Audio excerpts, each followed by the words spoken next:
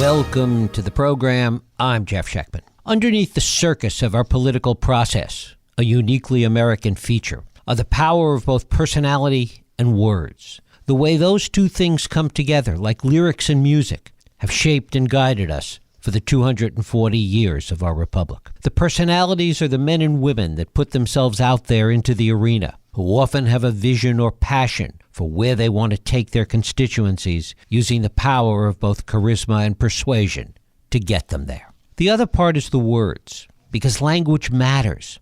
And as former New York Governor Mario Cuomo so clearly stated, candidates campaign in poetry and govern in prose.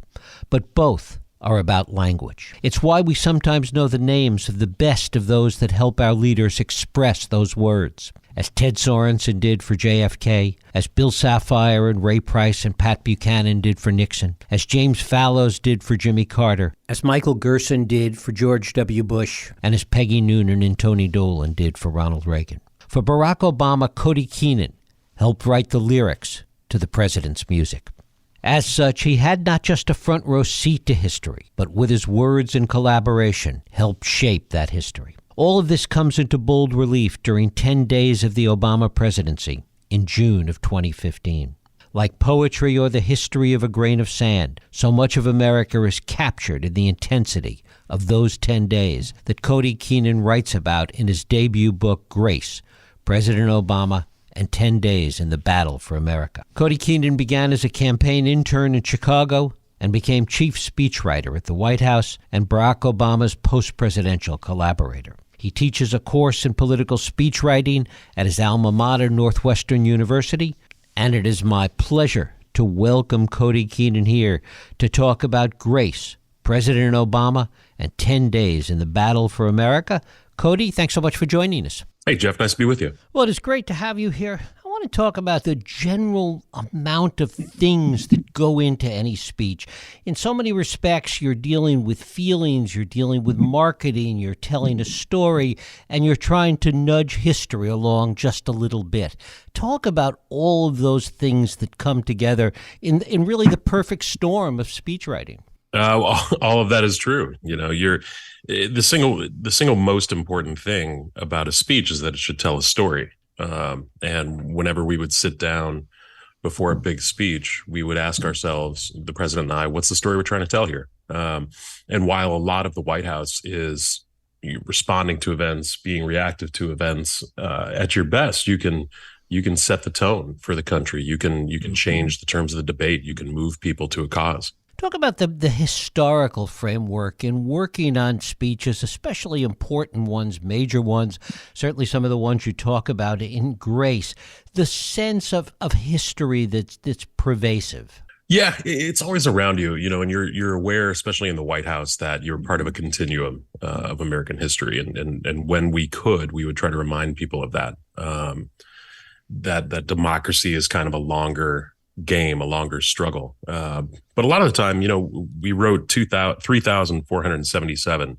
speeches and statements in the White House. So you're not constantly, you don't always have the time to, weave in history to it. A lot of times you're just trying to push the ball forward a little bit. And, that's one of the things that I hope comes across in the book, that for all 2,922 days we're in the White House, you'd go home happy if you did move the ball forward just a little bit. And that's not, that doesn't mean you're setting your sights lower, being fatalistic. It's because all of those inches ultimately, get you a first down and a touchdown. And you get these kind of big victories that all, a few of them coalesced and happened in the 10 days over which the book takes place. Did you have a sense sometimes of which speeches at the moment would stick, the words or the phrases that would carry on long after the speech? You don't always know. And it's not a great way to write a speech. You don't always write it for history. You try to actually write it for the moment, for the audience you have, you place it in the firm context of your times. There were times when we knew, maybe the night before a speech that it was going to be good. Selma was an example of that. But the rest of the time, you don't want to go past your audience. You want to talk to your audience where they are. You want to talk like a human being. There's speech writing is actually simpler than most people think. I teach it now at Northwestern University, as you mentioned, and one of the first lessons I teach my students is to talk like a human. There are too many politicians who don't do that. In fact, their first assignment each year is to write a speech on an issue you're passionate about, but your audience is a school assembly of 10-year-olds. And the purpose of that is to get you out of being overly lofty or academic and just simplify what you're talking about as much as you can. Not dumb it down. That's different. But talk to people conversationally, get them excited. Why should they care about you and what you have to say? But of course, the overlay is that in your case, you were writing for a singular person with his own style and his own cadence and his own way of approaching subjects.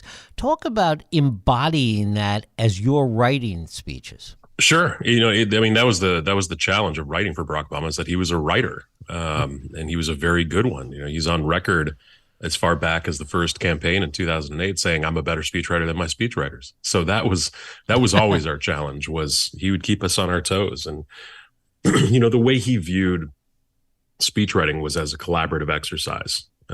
He did view it as a team effort between, I had 8 speechwriters on my team, but for each one of us working with him one-on-one, he wanted us to give him something he could work with. And he would often stay up late at night working on it, by hand. Those were his best hours, kind of between midnight and 2 a.m. But we disobeyed that guidance a lot of the time. It wasn't enough for us to just get him something he could work with. We always wanted to get him something he would be impressed by, something almost perfect. And, at times we would actually just make it harder on ourselves rather than get him something he could work with. We'd kill ourselves and stay up all night and just try to make something perfect, even though there is no such thing. The idea of an all-nighter at the White House has its own kind of sense of history. Yeah, it doesn't in the moment, because you're just you're tired and freaking out, and there's a night crew vacuuming and coming in to empty your trash, and they're surprised to see you there. But that what you're doing makes a difference. And I always worked better at night too. Back in the White House days, I have a baby now, so nighttime is off limits. But there's something about the night that makes the world feel bigger and inspires bigger thoughts. And so, President Obama and I synced up in those hours. Those were our best hours, and we'd often email each other back and forth after midnight with ideas for speeches. One of the things that's so striking is the number of eulogies that had to be written. Talk about that. Yeah, that's not the type of thing that you think about when you first come into the White House. You think about writing, State of the Union addresses, inaugural addresses, moonshots. You don't think about writing eulogies. And there were a few you do just when somebody of importance passes away, but the sheer number we had to do after mass shootings really took a toll on us. And it took a toll on the president, it seemed. It did, yeah. It got to the point where he just didn't want to do it anymore. In the massacre in Newtown, which is when 20 little kids were murdered in their classroom, 6-year-olds, along with 6 educators who died trying to protect them. And that happened about a month after President Obama won re-election. And he set aside his second-term agenda to try to do something about guns first, knowing that the odds were long, knowing that Republicans held a filibuster-proof minority in the Senate. But we had one little glimmer of hope. There were 2 conservative senators with A ratings from the NRA, Joe Manchin from West Virginia and Pat Toomey, Republican from Pennsylvania. And the 2 of them worked together on a universal background checks bill that had the support of 90% of Americans, 80% of Republicans, 70% of NRA households. Most Americans thought it was the law. And, we gave guns some real estate in the inaugural address, a lot of real estate for the big ending in the State of the Union address, barnstormed the country speaking about it. And in April of 2013, with the parents of the Newtown victims looking on from the gallery, Republicans in the Senate blocked a vote on the background checks bill. They wouldn't even allow it. It had 55 votes, would have passed, but it just couldn't secure the 60 it needed for the filibuster. And That was about as angry and cynical as I've ever seen President Obama. He gave a pretty passionate statement in the Rose Garden, surrounded by those parents, and came back inside afterwards and said, the next time this happens, I don't want to speak. I don't want to say anything. If we've decided as a country that we're not going to do anything about this, then I don't want to play this role where after every mass shooting, we go through a cycle of recrimination. Then I go ahead and give a eulogy and give everybody permission to move on, because we shouldn't move on from this. And that was, again, I said he was cynical. There has been a lot of progress on the state and local levels since then. You had organizations like Moms Demand in every town spring up out of all those mass shootings. And just last week in the midterms, Oregon passed a couple of referenda on guns, and President Biden signed into law the first gun bill in 30 years. So progress is still possible, but he just didn't want to give these eulogies anymore. And then Charleston ended up being the first real test of that proposition. And Charleston is one of the events that you talk about in Grace of, as you say, 2,922 days. What was it about these 10? How did you focus on these 10? Well, it's the sheer magnitude of the events that happened in those 10 days. I remember somebody writing at the end of that week, I can't remember who, it was too implausible for an entire season of The West Wing. And when I was talking to people as I was writing this book, friends remembered all those events, but didn't remember that they all happened in the same week. It just kind of blew everyone's minds. As those 10 days began, we were already focused on a couple looming Supreme Court decisions on Obamacare was before the court for the second time, and marriage equality was before the court. And there was a very real chance that the Supreme Court would tell millions of Americans, no, even if you work two jobs, you don't have a right to health insurance. You don't get help for it. And people forget too, for the more than 100 million Americans with employer-based health insurance, they could have lost their pre-existing conditions protections. So a lot of people would have been hurt pretty badly by that. Marriage equality, the Supreme Court could have told millions of Americans, no, you don't get to marry the person you love like the rest of us can. You're in effect a second-class citizen. And, we had read too many letters and met too many people who had benefited from Obamacare by that point, whose lives had been saved by Obamacare at that point. And we worked with a whole bunch of people who were gay. And the idea of looking them in the eye if the Supreme Court said you can't get married just was a crushing thought. And as we're working on these speeches, we have to prepare speeches for every possible outcome. So there are actually 4 different outcomes for each case, win, lose, or something in between. This massacre happens in Charleston, where a self-radicalized white supremacist goes into a famous historic Black church in Charleston during Bible study and murders 8 parishioners and their pastor, and said he wanted to start a race war. And, that was a type of, you can't rank mass shootings, but that was the type of event that threatened to, tear open some of our oldest wounds. And we were all worried about recrimination and things getting worse. And there was a very real debate inside the White House about whether or not President Obama would give a eulogy. He didn't want to, for the reasons I outlined before. And selfishly, I didn't want to write one. And as the week unfolded, there's this extraordinary act of grace from the families of the victims. They all went to the killer's arraignment and, one by one forgave him, which was something I wouldn't have the strength to do. And that sort of tipped President Obama into, all right, I will go give a eulogy. And talk about the process of that speech, because it is a little different than some of the others. Actually, the process was the same. We sat down and tried to figure out what we're going to talk about here. President Obama has admitted publicly, he didn't give me a whole much to go on. He said, talk about race, talk about guns, talk about the Confederate flag, and wrap it all up in grace. And I said, well, what does that mean?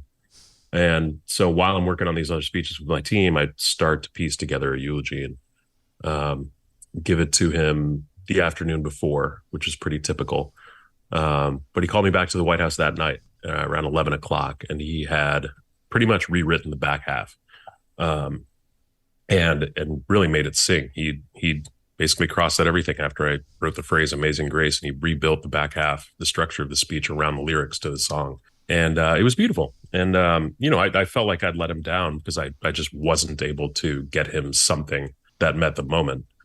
He's also said that publicly, which is true. But he said, look, brother, we're collaborators. Just like I was saying before, we're collaborators. You gave me what I needed to do to get the job done. You'll see your work uh, in my rewrite. And when you've been thinking about these issues for 40 years, you'll know what you want to say too.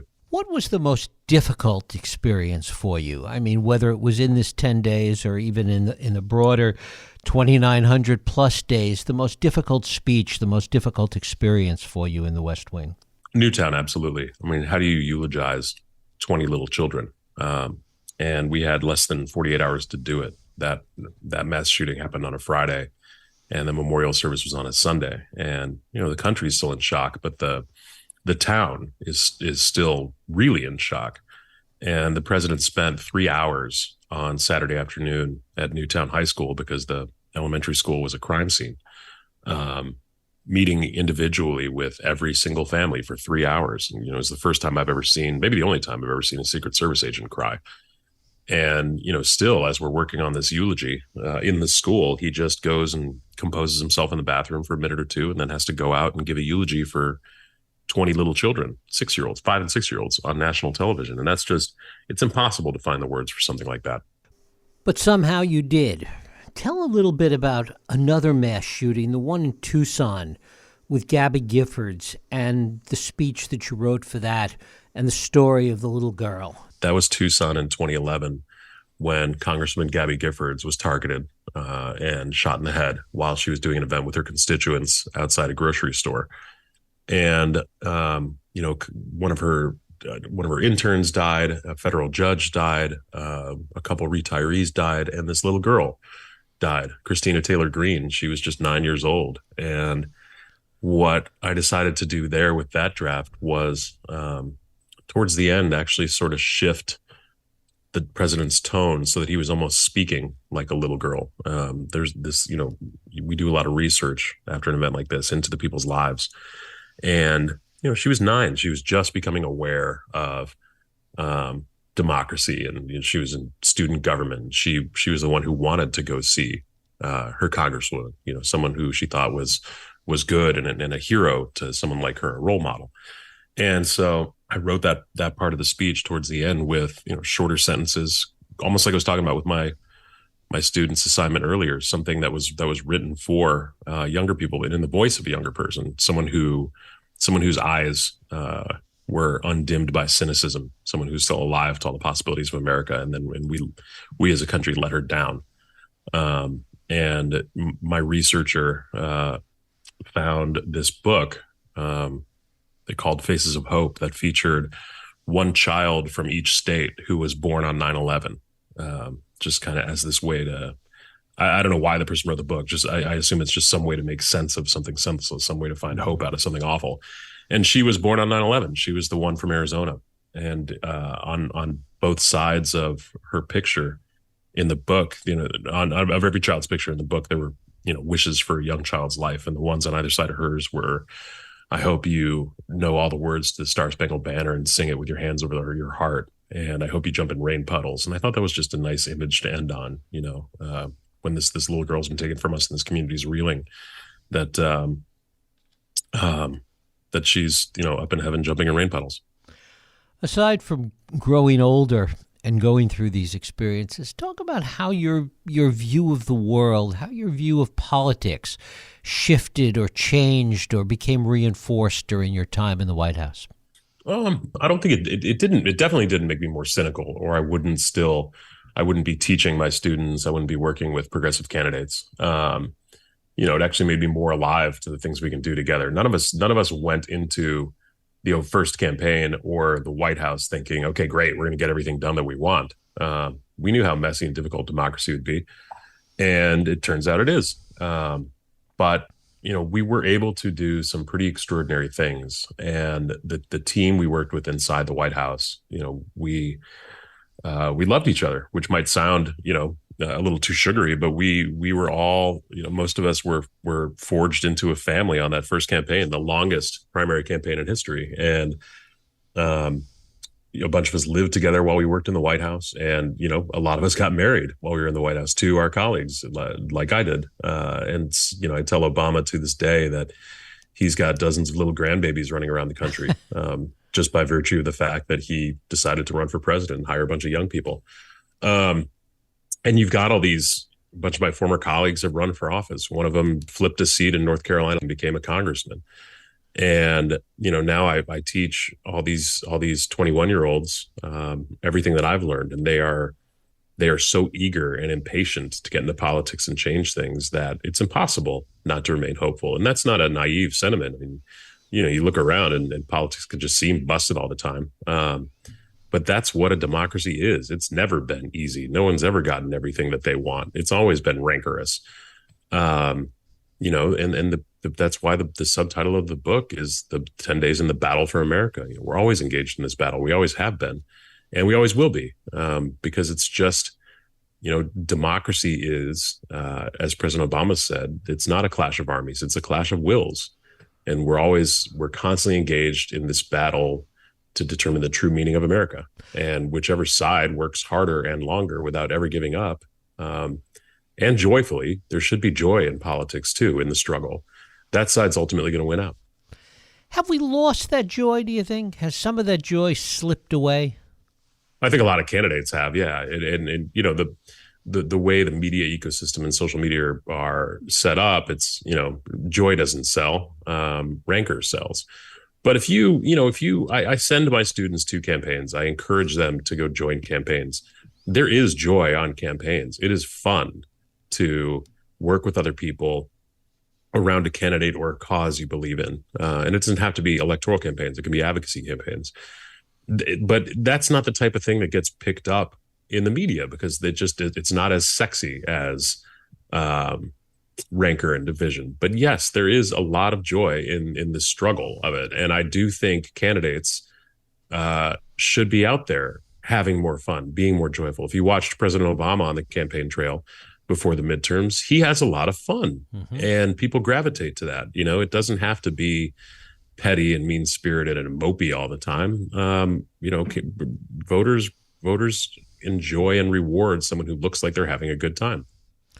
When you hear the rhetoric about how bad things are and it's never been worse, et cetera, and there's been so much of that rhetoric lately, when you look at it as you must, with a much broader and more intense historical sense, and realizing, as you just talked about a few moments ago, that it is a constant struggle, that we've been through so many of these battles before in different ways, talk about how you hear that rhetoric today about things being so bad.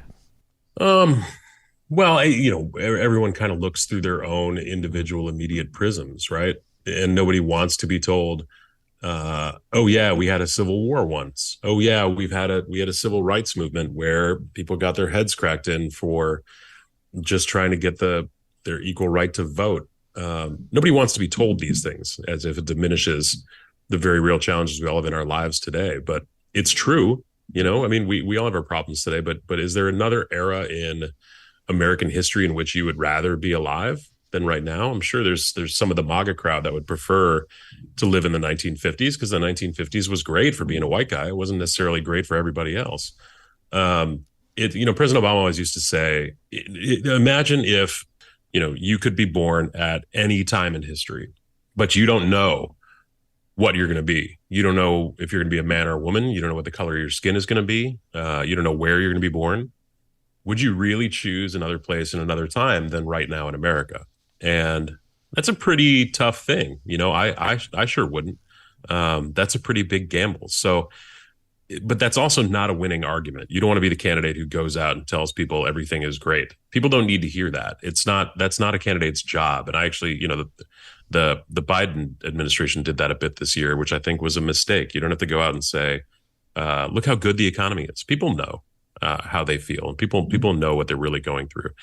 Now, the corollary to that is, you've got Fox News and the right wing all talking about how cities are, blood-soaked, crime-infested cesspools.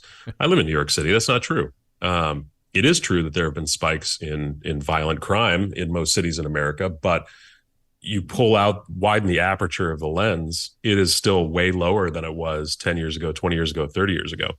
But again, that's not the type of thing you tell people. So what you do is you just paint a picture of what life should be like. You have to, as a candidate or as a president, you focus less on here's what's happening right now and more on if you choose me, if you choose my ideas, if you choose my solutions, here's what the world's going to look like. And finally, talk about almost what must have been a withdrawal from the intensity of all of those years in the West Wing. You talk about the camaraderie, you talk about the late night hours. Leaving that, moving away from that must have been difficult. Jeff, that's a very astute question, because it's true. I remember I was on Air Force One, probably in the last 6 months of the administration, and the president had 5 military aides, one from each branch of the military, who would carry the nuclear football around. And, we all became good friends with them. And I was sitting on the plane and one of them goes, "Hey, listen, man, when you leave the White House, it's going to take about a year for the adrenaline to drain out of your body. And you're not even going to realize it, but you're going to be messed up for a while." And he likened it to, he had done several tours in Iraq and Afghanistan. And obviously it's not the same thing. We were never running from bombs and gunfire in the White House, but he said, trust me, when I came back from Iraq, it would often take a full year just to almost get back to normal. And the same thing is going to happen to you in a way. And he was right. I didn't even fully get to grapple with it because I stayed with President Obama for 4 more years. So while our lives were a little quieter, I still didn't really get to process. And it takes a lot of time. And a lot of people really struggle with it too. You lose. It would have happened either way. There would not have been a lot of people who would have stayed on for a Hillary Clinton White House. We signed up to work for Barack Obama. We put 8 years into it. We were exhausted. And a lot of people wanted to try new things, but leaving suddenly like that, you have an end date at your job. It's noon on January 20th. And a lot of people struggled and grappled with, you're no longer with your friends, 8 to 12 hours a day. You're no longer working on these big, important issues on behalf of other people. And some people found, second acts that kept them satisfied and fulfilled. And some people, I think, are still kind of struggling to find something that will be the same, because nothing will ever really be the same as working in the White House, as working in our White House. I've filled that by writing this book, by teaching my students, by raising a daughter. Those are kind of the 3 things that keep me happy and fulfilled. And I still talk to President Obama all the time, and my firm, Fenway, we work with progressive candidates and causes. But nothing will ever really be the same as working in the White House. Cody Keenan, his book is Grace, President Obama and 10 Days in the Battle for America. Cody, I thank you so much for spending time with us. Thanks, Jeff. I appreciate it. Thank you.